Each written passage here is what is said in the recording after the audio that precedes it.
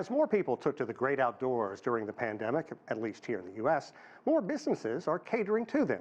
One option combines the beauty of nature with luxury accommodations. As Frances Kuo explains, it's a contemporary spin on a habitat that dates back centuries. Nature seems to embrace the small city of Frostburg, Maryland. You're a little bit off the grid. But one feature of the landscape may surprise you. When we started coming down this road, I got a little bit nervous. When you arrive, they're hard to miss and difficult to describe. It's a big tent on a platform, Otherwise known as yurts. Well, what is a yurt? These are modern versions of what's been around for centuries, used by nomads in the early days in Central Asia, designed to be portable and withstand extreme weather. The sheep herders would, have the whole flock of sheep there, and then when the sheep finally ate everything, they'd knock down the tent, basically, and they would move the structure, and it was made out of a lot of skins. But here at Savage River Lodge, these yurts stay put and have become a popular staple. We've had them now for about 7 years, and they're just overwhelmingly popular. Each yurt comes in a kit, and Mike's expert hands assemble each in just a few weeks, attracting the curious to this home away from home. COVID has pushed a lot of people outdoors, people that never went outdoors. They never were able to experience being outside, basically. They didn't want to be in a hotel room. On the outside, it looks small. And then when you walk inside, it's different. Naturally, I had to get a peek. I can tell you're excited. Ready to go in. Wow! This is amazing. This is huge. They are big, much bigger than when they look. When you see them on the outside, it just looks small. This yurt measures about 9 meters in diameter and more than 70 square meters. It's all sustainable wood from Washington State in Oregon. That's basically the lattice work. Resistant to heavy snow and high winds, equipped with electricity, plumbing, and heating, with all the modern touches. This yurt's got radiant floor heat in it. The gas fire log fireplace, this little stove will heat the whole yurt by itself. And unlike the old days, no hunting and gathering needed here. The on-site restaurant does that for you. Greg West had plenty to dish about his first time inside a yurt. When we walked in, we were like, wow, this is really nice. Calm and serene, and this is what we needed. Greg became my neighbor as I settled into my own yurt for the night. And after some shut-eye, the morning brought some reflection about my experience. So I spent my first overnight inside a yurt, and I have to say it was a pretty cool experience. I remember getting up in the middle of the night and looking up at the skylight and seeing the stars. I felt like I was camping, but also not roughing it too much because these are pretty nice amenities. It's gotten a whole lot more people the ability to take a deep breath and be outside. An experience in the great outdoors, squarely outside the box. It's priceless. You can't buy that one. Frances Kuo, CGTN. We still need to stop and smell the roses. Frostburg, Maryland. Yes, indeed. And freshly back from her travels, Frances Kuo joins us in the studio to talk about her experience. I would say you drew the short straw. I sure did. Everybody's been talking about this.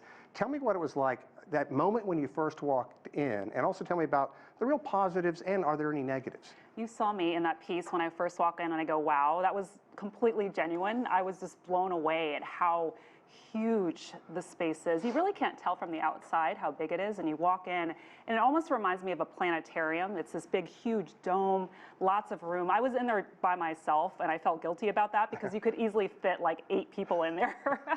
I would say it's really the best of both worlds. You know, you get the luxury accommodations, you get all the benefits of that, but also you're in nature, so you get the best of both worlds, and it's great for people like me who just aren't really outdoorsy kind of people. You know, we're not used to roughing it, and so you can have that experience without roughing it too much, and it's completely comfortable for people. And I like the way he talked about the sustainable wood and the fireplace.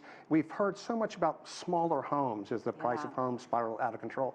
Do you see yurts perhaps filling a little niche in there anywhere? I think so. I think especially with the pandemic, people are looking for different kinds of dwellings. They're looking for things that are a little bit outside the box rather than the enclosed dwellings that we're used to. And so I think people are starting to think, you know, maybe these are good for me. Again, being out in the outdoors, in nature. And it really has, again, all the benefits of a regular home, but you're adding this added element in the outdoors with nature. Yeah, and you brought it up, the pandemic. You know, people are traveling, but then again, I'm sure there's a certain percentage that say, I'm not going to stay inside a facility somebody else was in. What has it been like for the owner for the past 2 years?